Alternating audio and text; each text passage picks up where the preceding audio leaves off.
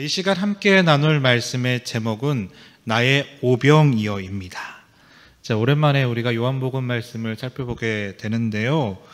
그래서 오늘 이 시간에는 벌써 이제 까먹으셨을 것 같아서 앞전의 말씀들을 아우르면서 오늘 말씀이 우리에게 주시는 메시지가 무엇인지를 한번 살펴보도록 하겠습니다. 자, 우리가 이제 성경을 읽다 보면요, 계속해서 읽다 보면 구약이든 신약이든 무엇을 발견하게 되냐면 그 말씀 속에 계속적으로 반복되는 어떤 패턴들이 있다는 것을 발견하게 됩니다. 마치 수학 공식처럼요, 어떠한 순서들이 계속 반복이 되고 그 순서의 끝과 결말도 뭐 상황과 인물은 좀 다르지만 결국은 똑같은 결과가 나타나는 것을 살펴보게 된다는 거예요. 오늘 말씀에 기록되어 있는 이 오병이의 기적도 그렇습니다. 자, 지금까지 요한복음 6장까지 살펴보면서 우리가 예수님께서 행하신 여러 가지 기적들을 우리가 살펴보게 되었죠. 그런데 그 기적들도 자세히 살펴보니까 어떠한 반복되는 패턴들이 있다는 거예요. 자, 반복이 된다는 건 뭘까요? 하나님께서, 예수님께서 무언가를 계속 반복적으로 나타나신다는 것은 그 반복적인 기적의 사건을 통해서 우리에게 주시는 메시지가 있다는 것입니다. 그러니까 우리는 사실 어떠한 기적을 살펴보게 되면 야, 신기하다, 기적이네, 이 기적에만 집중하지만 하나님께서는 이 기적을 통해서 우리에게 주시고자 하는 메시지가 있다는 거예요. 그 메시지를 우리는 놓치지 말아야 한다는 것입니다. 메시지가 있다, 일정하다, 반복되는 패턴이 있다, 그러면 우리는 반드시 주님께서 우리에게 반드시 주시고자 하는 그 메시지와 뜻을 찾아볼 수 있어야 된다는 겁니다. 특별히 오병이의 기적이 중요한 이유가 있는데, 이유가 뭐냐면요, 이 오병이의 기적은 사복음서에 모두 기록이 되어 있는 그 사건입니다. 그래서요, 이 오병이의 기적을 우리의 삶에 한번 적용해 보았으면 좋겠습니다. 마치 수학 공식처럼 A 플러스 B는 C라는 공식이 있다고 하면 그 성경에 나타난 패턴 공식을 우리의 삶에 적용해보고 우리의 상황에 적용을 대입을 시켜보면 C가 반드시 나올 거예요. 정답이 있다는 겁니다. 다시 말해 A라는 인물과 B라는 상황을 통해서 하나님께서 우리에게 주시고자 하는 C라는 목적이 있는데, 자, 이 오병이의 기적을 대입시켜 주시면서 하나님께서 우리의 삶을 통해, 나를 통해 쓰시고자 하는, 원하시고자 하는 그 삶이 무엇인지를 찾아 나설 수 있는 그런 귀한 시간이 오늘 말씀을 통해 살펴보는 시간이 되시기를 주님의 이름으로 간절히 축복합니다. 자, 그러면 그 기적의 공식이 뭐냐? 자, 먼저 첫 번째 공식이 있습니다. 첫 번째 공식은 뭐냐? 기적이라는 것은 문제로부터 반드시 시작이 된다는 겁니다. 우리 한번 외쳐볼까요? 문제에서부터 시작됩니다. 문제에서부터 시작됩니다. 자, 오늘 본문의 시작을 보시면 많은 무리들이 예수님을 따라왔다라고 하고 있어요. 자, 그러면 언제부터 이 많은 무리들이 예수님을 따르게 되었을까요? 요한복음의 말씀 보시면 가나의 혼인잔치에서부터 이 기적을 보면서 많은 사람들이 따라왔을 거예요. 그러면서 계속 기적이 이루어지죠. 네, 왕의 하인도 고치고 사마리아의 기적도 있고, 특별히 유월절 명절에 38년 된 병자가 고쳐지는 것을 많은 사람들이 봤을 거예요. 그래서 그 수가 점차 늘어나서 오늘 본문을 보면 남자만 5,000명이 되었다고 하고 있어요.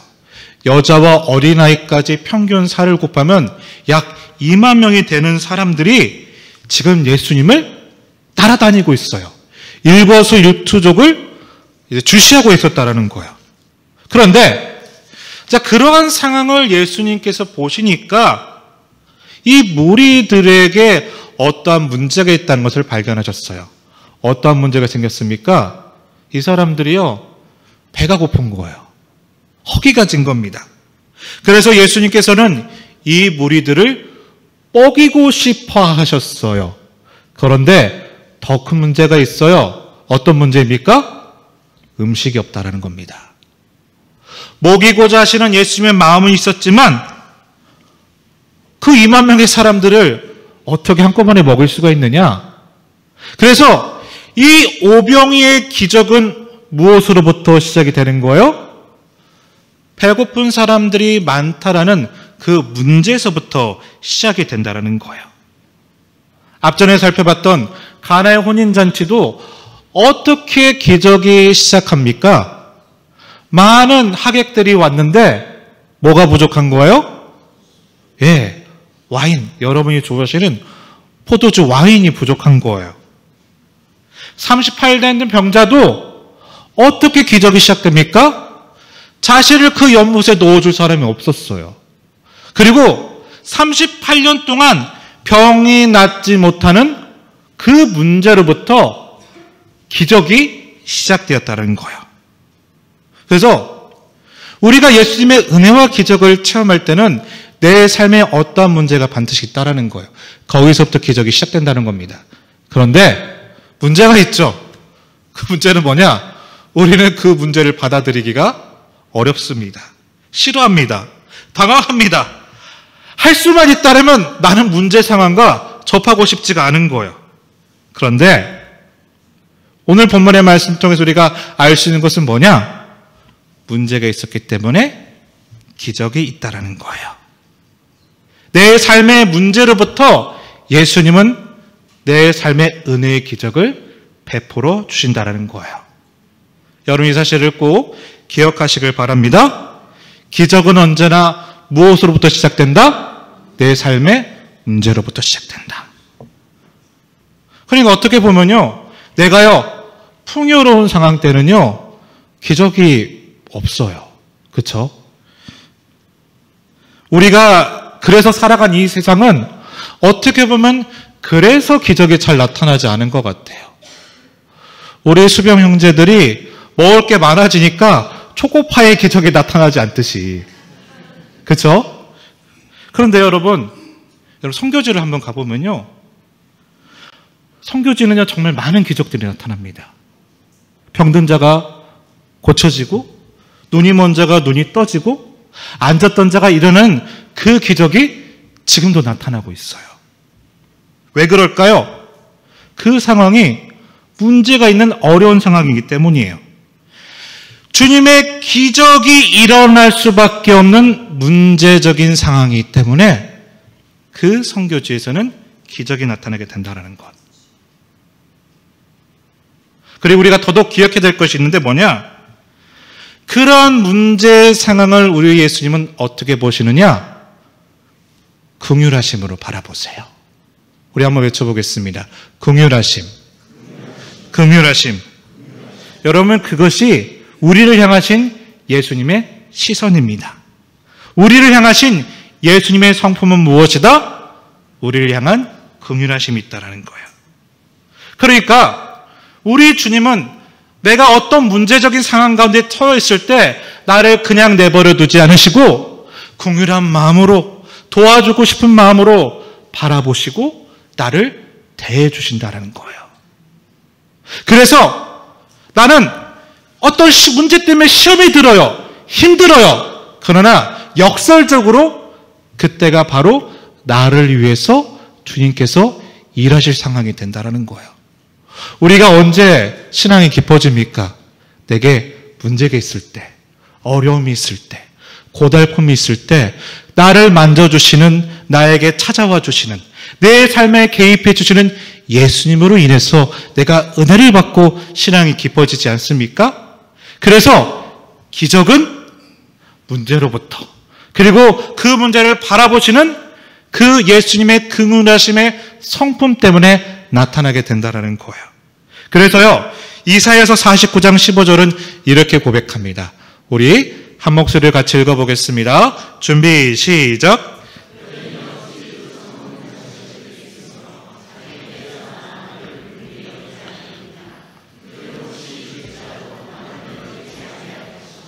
그들은 혹시 잊을지라도 우리 주님은 절대로 잊지 않으세요. 왜냐? 나를 향한 긍휼하심이 있기 때문입니다. 사랑하는 믿음의 동역자 여러분, 어떤 문제가 있습니까? 어떤 문제적인 상황이 있습니까?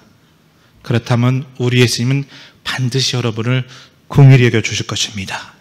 그 긍휼하심을 경험함을 통해 주님 앞에 나아갈 수 있는 그 일들이 여러분 가운데 나타나게 되시기를 간절히 축복합니다. 자, 두 번째 기적의 공식입니다. 사실 이 두 번째가 가장 중요한데요. 자, 기적의 핵심은 뭐냐? 어떻게가 아니라 어디서에 있습니다. 우리 한번 외쳐보겠습니다. 어떻게가 아니라 어디서에 있습니다. 어떻게가 아니라 어디에서 있습니다. 무슨 말일까 이해가 되지 않죠? 제가 한번 설명을 해드릴게요. 자, 예수님께서는요, 이 무리들에게 떡과 물고기를 통해서 배를 채워주시는 기적을 베풀어 주시는데, 자, 여러분 질문을 드릴게요. 그러면 왜 이 기적을 베푸셨을까? 그 이유가 무엇일까요? 누구를 위해서 이 기적을 베풀고자 하셨을까요? 우리가 첫 번째로 살펴보았을 때는 물론 배고파하는 이 무리들 때문에 그래요. 그들을 배불리 먹이고 싶어 하셨습니다. 그런데 오늘 본문의 말씀을 보면 이 기적을 베풀어 주신 진짜 목적은 따로 있었다라고 고백하고 있어요. 그 기적의 목적은 누구에게 있습니까? 무리들이 아닌, 한번 외쳐보겠습니다. 제자들에게 있었다라는 거예요. 다시 말해 우리 예수님께서는요, 오병이어의 기적을 통해서 이 제자들에게 주시고자 하는 메시지가 있으셨어요. 어떤 메시지일까? 자, 5절과 6절 말씀 읽어볼 텐데요. 5절은 제가 읽고 6절은 여러분이 읽어보겠습니다. 제가 먼저 5절의 말씀 읽어보겠습니다. 예수께서 눈을 들어 큰 무리가 자기에게로 오는 것을 보시고 빌립에게 이르시되 우리가 어디서 떡을 사서 이 사람들로 먹게 하겠느냐 하시니,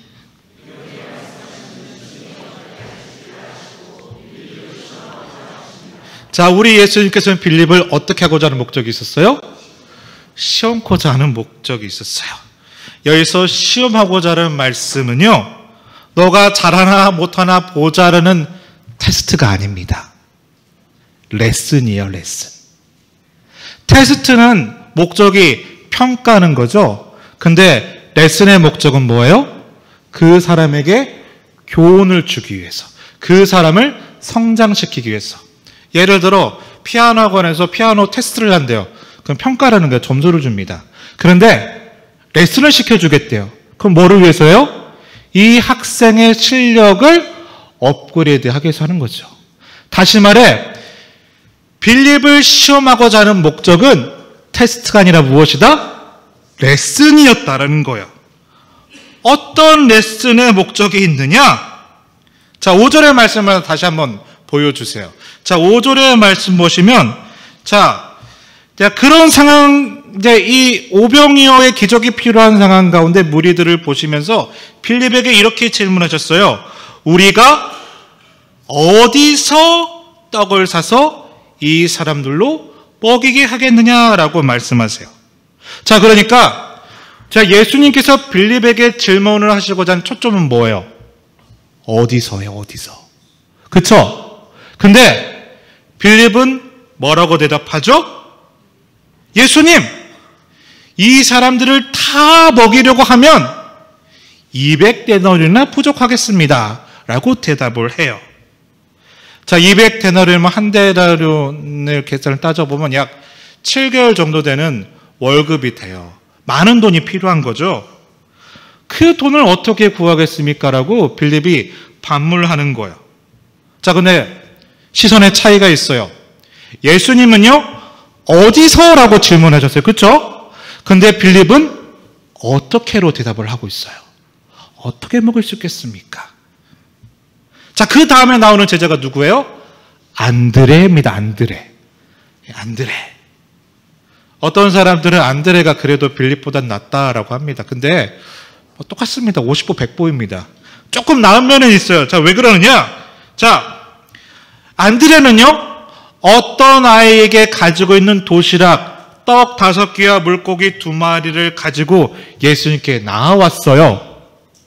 나왔어. 이게 중요하죠? 그러나 뭐라고 얘기했느냐? 가지고 왔어요. 그러나 이 많은 사람들에게 이게 얼마나 되겠습니까? 라고 이야기하고 있어요. 예수님은 어디서를 자꾸 질문하고 있는데 제자들은 자꾸 어떻게 하겠습니까? 어떻게 해결할까라고 대답을 하고 있다는 겁니다. 여러분, 우리도 마찬가지입니다. 우리도요, 내 삶 가운데 어떤 문제가 닥치게 되면 우리는 어떻게를 먼저 생각합니다. 어떻게 해결할까? 어떻게 그 돈을 마련할까? 어떻게 그 병을 치료할까? 어떻게 이 어려움에서 빠져나올 수 있을까? 그러다 보면 어떤 문제가 생겨요? 어디서를 자꾸 잊어버리는 거예요. 가나의 혼인 잔치에서도요, 예수님이 물을 뭐로 바꿔주셨다? 포도주로 바꿔주셨어요. 그랬더니 그 기적을 가장 먼저 경험했던 연회장, 우리말로 다시 우리 상황을 바꾸면 결혼 파티 플래너가 이걸 보고 뭐라고 반응하느냐? 자, 요한복음 2장 9절 말씀 한번 보여주세요. 제가 한번 읽어볼게요. 자, 이 연회장 파티 플래너가 물이 포도주로 바뀌는 기적을 보고 이렇게 반응합니다. 연회장은 물로 된 포도주를 맛보고 무엇을 몰랐대요? 어디서 났는지를 몰랐대요. 하인들은 알았는데 연회장은요, 어디서를 몰랐대요. 어떻게만 알고 있다라는 거예요. 그러니까 어떻게만 자꾸 생각하다 보니까 어디서를 자꾸 잊어버리는 거예요. 자, 사마리아 여인도 마찬가지예요. 예수님께서 사마리아 여인에게 영원히 목마르지 않는 생수를 주겠다고 하실 때 이 여인은 뭐라고 반응하느냐? 자, 요한복음 4장 11절 말씀 우리 같이 한번 읽어보겠습니다. 4장 11절입니다. 준비, 시작.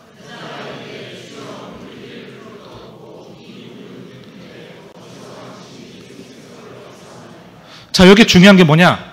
우리 예수님은 자꾸만 우리에게 뭘 묻고 있어요? 우리 문제적인 상황에서 어디서를 묻고 있어요. 그런데 우리는 자꾸 어디를 봅니까? 무엇을 봅니까? 어떻게를 보고 있다라는 거예요. 지금 이 빌립과 안드레에게 왜 질문하냐? 시험코자 하는 거예요. 레슨입니다. 다시 말해, 어디서 이게 기적이 나타나는지를 예수님은 레슨해주고 싶으셨다라는 거예요. 뭘까요? 여러분, 우리 삶 가운데 나타나는 모든 문제들과 모든 어려움들과 그 수많은 난관들은요, 어떻게로 바라보시는 것을 예수님은 원하시지 않았어요.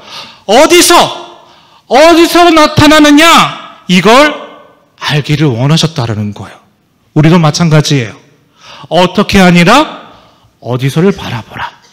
근데 그 어디서의 정답은 뭐예요? 한번 외쳐볼게요. 예수 그리스도. 예수 그리스도예요. 나는 어떻게 해결해야 되는지, 어떻게 그 2만 명을 먹여야 될지를 생각하지만 예수님은 지금 어디서를 바라보라는 거예요? 어디서는 정답이 뭐예요? 예수 그리스도라는 겁니다. 다시 말해, 예수 그리스도를 통해서 어디서가 해결된다는 거예요. 우리 주님은 그 오병이의 기적을 통해서 친히 보여주셨다는 거예요. 어떻게가 아니라 어디서다. 자, 이 기적 후에 몇 광주리가 남았습니까? 12광주리가 남았어요. 왜 12광주리일까요? 11광주리도 아니고 20광주리도 아니고 왜 하필이면 12광주리가 남았을까요? 우리 믿음의 동역자분께서 잘 아시는 것처럼 12는요, 완전수예요. 공동체 완전수는 12. 예수님의 12제자. 몇 지파예요? 12지파. 완전수 12. 그러니까 예수님께서 기적 후에 12광주리를 남기셨다는 것은요, 그들이 먹고 남은 찌꺼기가 12광주라는 뜻이 아니에요. 이 12광주리를 주시는 가장 핵심적인 메시지는 뭐냐? 예수님, 그 어디서가 오심, 그 어디서를 집중하게 되면 이 5천 명뿐만 아니라 2만 명뿐만 아니라 5만 명, 500만 명이 wal지라도 예수님은 완전하게 그 문제를 해결할 수 있는 분이시라는 거예요. 그게 12강제리가 우리에게 주시는 메시지라는 겁니다. 예수님은 끝도 없이 먹일 수 있다. 어떻게를 바라보지 말고 그 어디서 예수님을 보라. 그때 해결이 완전하게 될 거라는 거예요. 사랑하는 믿음의 동역자 여러분, 우리 삶에 사실 문제가 얼마나 많이 있습니까? 그런데요, 어떻게 해결할까라고 우리가 고민하면요, 절대로 정답은 나오지 않습니다. 어디서 해결하느냐? 바로 예수 그리스도에게 정답이 있을 줄로 믿습니다. 해결이 될 줄로 믿습니다. 그 예수 그리스도를 온전히 믿고 다른 데가 아닌 예수 그리스도를 온전히 붙들고 나아가게 될 때 우리의 모든 문제들을 해결해 주신, 완전케 하시는 그 주님을 신뢰하며 나아갈 수 있는 여러분 되시기를 주님의 이름으로 간절히 축복합니다. 자, 마지막 세 번째 공식이 있습니다. 뭐냐? 예수님의 그 모든 기적은 내 손에 있는 것으로 완성이 됩니다. 우리 한번 외쳐보겠습니다. 나의 손에서 완성됩니다. 나의 손에서 완성됩니다. 자, 예수님께서 소년인지 소녀인지는 나오지 않지만 한 어린 아이라고 나와 있습니다. 근데 그 어린아이가 가져온 도시락을 받고 축사하시면서 음식을 나눠줬더니 무엇이 나타난 거예요? 기적이 나타난 거예요. 그런데 자, 9절 말씀 보니까 이렇게 기록이 되어 있어요. 자, 제가 한번 읽어보겠습니다. 여기 한 아이가 있어 보리떡 5개와 물고기 2마리를 가졌나이다. 자, 이건 지금 안드레가 하는 이야기예요. 근데 또 이어서 뭐라고 합니까? 그러나 그것이 이 많은 사람들에게 얼마나 되겠사옵나이까. 그러니까요, 우리 인간적인 눈으로 봤을 때 떡 5개와 물고기 2마리는 너무 작은 거예요. 보리떡? 작은 보리떡이었어요. 물고기? 원어로 보면 작은 피레미란 뜻이에요. 어부들이 물고기를 잡을 때 너무 작아서 상품성이 가치가 없어서 다시 바닷물에 던져버리는 그 피레미, 그게 오늘 원어에 나오는 그 물고기입니다.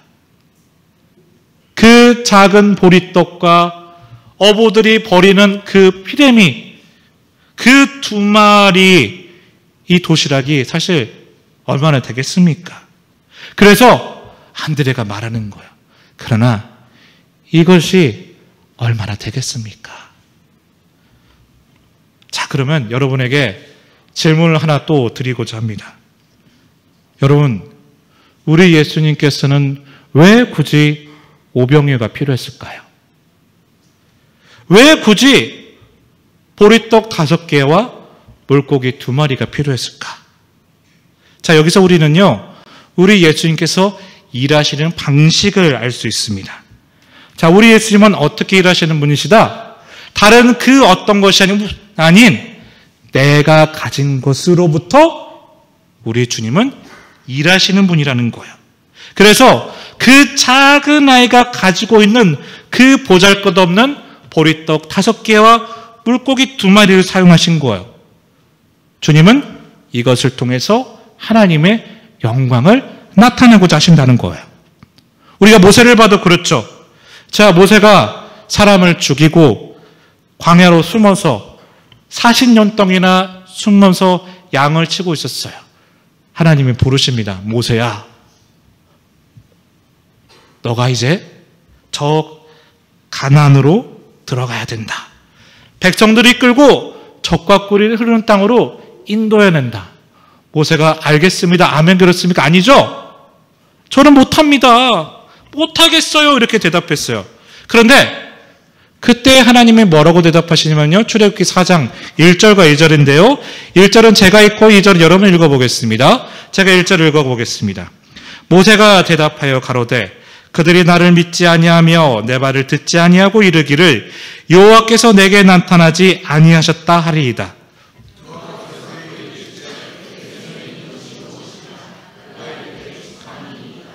나는 못합니다 라고 그랬더니 나는요 도망자입니다. 이제 내가 뭐라고 하면 사람들이요 귓등으로도 안 알아들을 거예요. 그랬더니 하나님 뭐라고 말씀하세요? 잔이다. 자, 네가 가지고 있는 것을 봐라. 네 손에 지금 있는 것이 무엇이냐? 지팡이입니다. 그냥 지팡이가 아닌 어떤 대단한 지팡이가 아닌 양을 칠 때 쓰는 지팡이였어요. 그런데 하나님께서는 그 살인자, 도망자 40년 동안 은둔했던 그 쫓기고 도망자였던 그 한 어르신의 지팡이를 가지고 일하심을 나타냈다는 거예요. 이것을 가지고 뱀으로 변하기도 했고요. 이것을 가지고 홍해를 가르기도 했고요. 이것을 반석에 쳤더니 물이 나오기도 했습니다. 다윗도 그렇죠. 다윗이 골리앗을 물리쳤을 때 뭐로 나갔습니까? 창과 방패로 나갔습니까? 아니죠. 그가 작은 손에 가지고 있는 손에 있는 것, 자기 주머니에 있는 것, 그 조약돌 같은 돌 하나를 가지고 와서 누구를 쓰러뜨렸어요? 골리앗을 쓰러뜨렸어요. 사랑 믿음의 동역자 여러분, 그러니까 내가 가지고 있는 것의 메시지는 뭐냐? 여러분, 내가 없는 것만 보지 마세요. 나 이거 없어. 돈도 없고 능력도 없고 백도 없고 건강도 없고 나 못해. 그래서 못해. 여러분 그러면요 끝까지 못합니다. 평생 못할 겁니다. 그런데 내가 가지고 있는 내 손에 들린 것, 그것이 오병이요 보잘것없는 보리떡과 보잘것없는 물고기 같을지라도 여러분 그것을 내 손에 가지고 있는 것을 하나님께 내어드리게 될 때 하나님은, 주님은 그것을 가지고 일하시는 분이시라는 거예요. 내 손에 갖고 있는 것, 하나님은 그걸 통해서 일하시길 원하신다는 거예요. 자, 그러면 다시 한번 질문을 드리겠습니다. 자, 그렇다면 하나님께서는 여러분에게 무엇을 주셨습니까?